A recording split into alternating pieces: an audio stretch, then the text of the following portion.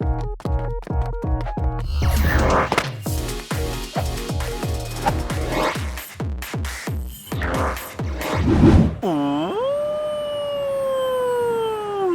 Pokémon GO Blast Blast. Is it a good device to use here in Pokémon GO? Well, today I'm going to share with you guys my honest review about it, and hopefully you guys will find this video useful for you guys to decide if you guys want to purchase this particular accessory for yourself. Alright, so hi to all of you guys. So first things first, I'd like to mention that I am not sponsored by Niantic or Nintendo to say whatever I am going to say in this entire video. And in order for me to come up with this video, I actually did my own experiment for the last 6 days. And I also read a lot of information online, and including a lot of people saying stuff about it. So I'm here to give my 2 Pokecoins worth thoughts about this particular product. So before this particular product was released just recently, we actually had the Pokemon GO Ball Blast was released together with the Let's Go Pikachu and Eevee. Previously, back in 2017 or maybe even 2016, there's this old device known as the Pokemon GO Blast. All these 3 devices are the official Nintendo devices that you can use in Pokemon GO. I've heard people saying that, oh, it's a cheating device and you ain't supposed to use it. It is the official Nintendo product, so it is actually supposed to be used if you wish to purchase it. So the Pokemon GO Plus, we're not going to talk about it today because it's a very old product and it's not even in production already from my knowledge. And as for the Ball Plus, it's also not a very easy device to find.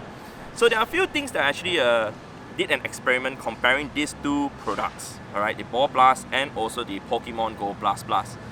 And you guys will find it very, very interesting. So I'll talk about the good thing about the Pokemon GO Blast Blast first before we talk about the Ball Blast. There are 4 things that I feel is better than the Ball Blast. First of all is that, let's bring my game up. If I were to tap over here on this icon, alright, and connect the Pokemon GO Blast Blast, it will automatically connect without needing to press the button at all. Alright, second of all, it is a device that you can use to catch Pokemon, alright? So you can manually press the button and it will catch. However, the disadvantage about this particular way of catching compared to the Ball Blast now is the fact that it catches 1 second slower. Each Pokemon gets caught at 8.8 seconds, alright, and a Pokemon runs away at 5 seconds. So hence, it is actually slower than the Ball Blast. I've already given my numbers and actually put it up online. Even when it comes to spinning of Pokestops, it takes 4 seconds to spin the Pokestop as compared to the Ball Blast that takes 3 seconds. So I did the experiment while on the bus, and while I was on the bus, I was like looking at the device while having a stopwatch next to me, and I literally counted and I pressed the lap every time when it completes its cycle. Alright, so the second good thing about this particular device is if we were to go to here, go under connected devices, go under accessory, which you guys should probably already know, you can enable auto throw without needing to do any physical modification to the device itself. With this particular Ball Plus, I actually have a thing over here, alright, a 3D printed object, so that it presses down the button all the way, so it automatically catches Pokemon. Otherwise, you have to keep pressing and pressing and pressing. So another thing though, if you guys notice, we can only catch Pokemon within or close to the white circle, and the pink circle you can spin the Pokestop. So right now it's going to auto catch that particular Pokemon, which is great. Alright, so the third thing that I'll talk about that is good about this particular device is the fact that you can actually select Great or Ultra Balls. Alright, we're going to turn that feature off, okay, the auto catch, and then we're going to set it to Ultra Ball. When the next Pokemon that comes up, we're going to manually press with the Ultra Ball. However, during the first 2.5 days of this device being released, and actually 3.5 days, I did not try it on the first day, I only tried it on the second day, is the fact that it was able to do a glitch. If you know how to do it, I knew how to do it and I was using it for 2 days, to do auto, ultra or great balls throw. Alright, and now after the recent Pokemon GO app recent update, things has changed and you can't do it anymore. So you have to manually press, and even if you were to manually hold down the button like what we are doing it on the Ball Blast, you will not be able to consistently catch and catch. You have to press, let go, press, let go, press, let go. So that is the interesting thing about it. But for me, because I emphasize a lot on efficiency, having 1 second to not catch Pokemon, not spin Pokestop, and in fact not catch the Pokemon at all those interactions, it basically isn't as efficient as the Ball Plus. Alright, so the fourth thing that I would say that's very good about this particular device is the fact that the battery life is just spectacular. I cannot believe how good it is. If you read the back, it shows 500 mAh, but internally it's actually using a 525 mAh battery. Okay, with 500 milliampere. Initially, I thought it would last for maybe only 2 days, but on the first day when I kind of started using on the 15th of July, it lasted till last night on the 21st of July. So it lasted for a good 5 days without needing to charge at all. This includes using it as a sleep product. And now you see, now it's auto spinning the Pokestop. I'm waiting for a Pokemon to be incensed. I can always drop Leos, but no, we're not going to do that. Waiting for a Pokemon to be incensed. But back to the battery life though. The battery life of this Pokemon GO Plus is just insane. One full charge, I charged it only the first day when I got it, full charge. And then I was able to use for 5.5 days. I would dare say you can use for a continuous gameplay for at least 48 hours. Whereas the Ball Plus, I've done it before, grinded for a total of 16 hours, and then eventually the battery icon will appear indicating it's low battery already. It will last for probably 16 to 18 hours at a really good grind spot. Whereas for the Go Plus, the old one, well, it depends on the battery that you're using. If you're using like Energizer battery, etc., and playing the way that I'm playing, it will last for 3 weeks. But for the last few days when I was doing the experiment, I wasn't playing too hardcore, I was playing semi-hardcore mode.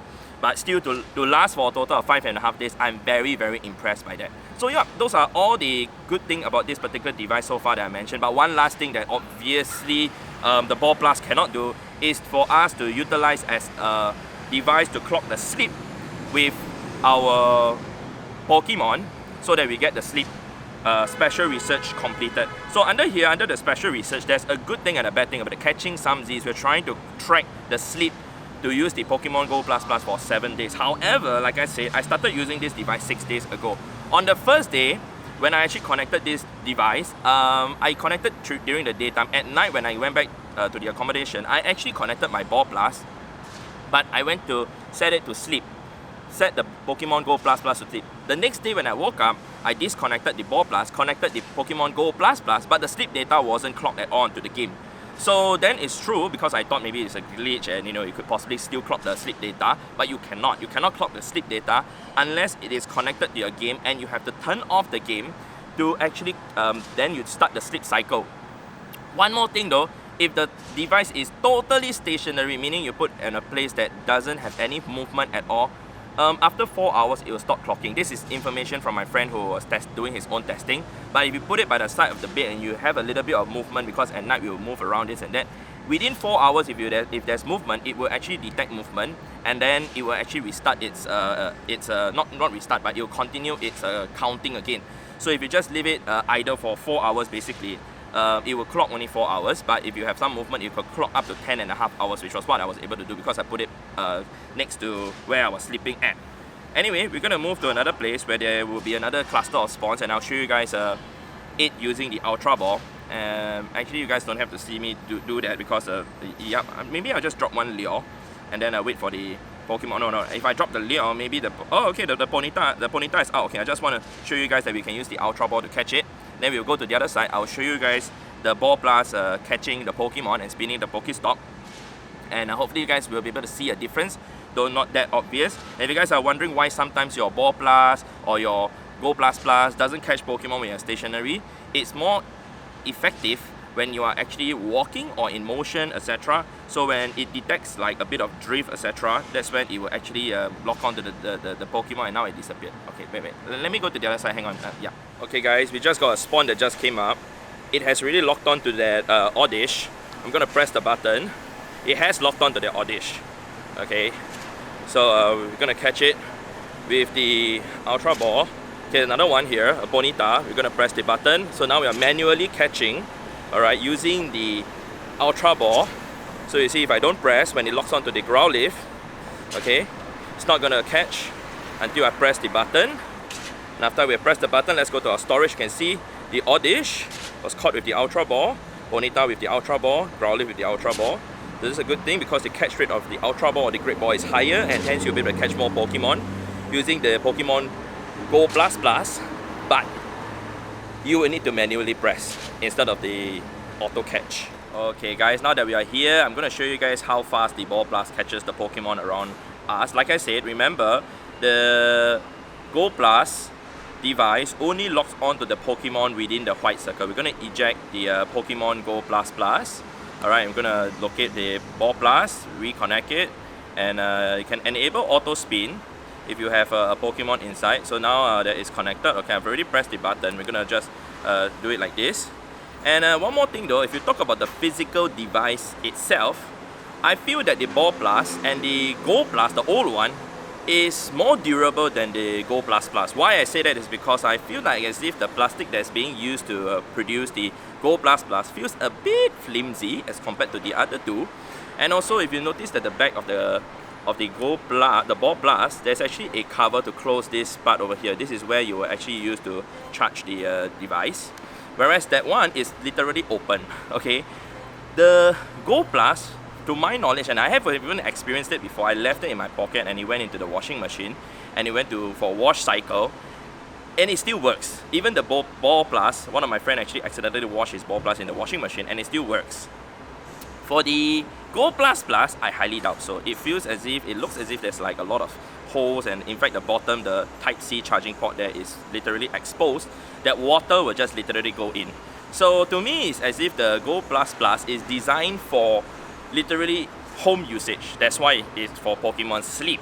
You know, whereas this one, I believe has to be a more durable product, because there'll be people who'll be using this for Let's Go Pikachu and Eevee and be like throwing the ball like this in, and if they don't put it onto their own wrist, they strap it onto their wrist, they may accidentally release the ball and it may hit the wall or something like that, and it may damage the product. So you guys can see, yep, it's not catching the Pokemon out of the white circle. Like I said, we'll have to manually catch those. Alright, so for me, I still prefer using the Ball Blast, despite the fact that the battery life is not as long lasting as the GO++. The GO++. So many plus, I'm getting confused, guys. But basically, to me, the Ball Blast is something that I still prefer using because it's more efficient in terms of catching and spinning the Pokestops and Pokemon as compared to the GO++. I mean, of course, if I want to complete the special research to clock the sleep, I will need to use the GO++. So I might use it in a combination. Of course, if you want to use it to have an increased rate of catching Pokemon with the Great Ball and Ultra Ball, if you have too many, then using the GO++ is a better product. So it depends on how you want to use it, and of course, depends on whether you are also willing to spend the money to actually buy it. In USD, it's 55 USD. In Singapore, it's 80 Singapore dollars. It's not a cheap product, especially technically if you are just a Pokemon Go player, it's only going to serve you one purpose, and that is to basically catch Pokemon and whatsoever. Unlike this one where you can still play on your, the Nintendo Switch, the Let's Go Pikachu and Eevee. Alright, so I think that is all that I have to show to you guys and talk to you guys about this particular product. Let me know in the comment section down below, have you guys gotten this product at all? Are you guys still considering it? I would say that if you do not have yourself a Ball Blast or a GO+, or any other devices, you can consider to purchase this GO++. But if you already have yourself the Ball Blast and you're already using it efficiently, you do not need the GO++ in my opinion, unless you really want to get this Snorlax Nightcap and also to clock your sleep and whatsoever. Which then, one more thing though to add on, when you're clocking the sleep, you have to turn off the game, and when you're turning off the game, your GO+ or your Ball Blast or whatever blast wouldn't work at all for the next 1 hour before it gets disconnected, and hence you wouldn't be able to spin or even catch any Pokemon during that 1 hour, as you need to literally turn off the game to actually clock the sleep with your GO++. Alright, so if you guys found this video useful, definitely remember to share it out with your friends and also to leave a like. It would be much appreciated. Thank you very much, and I'll see you guys in the next episode in the next video. Alright, goodbye.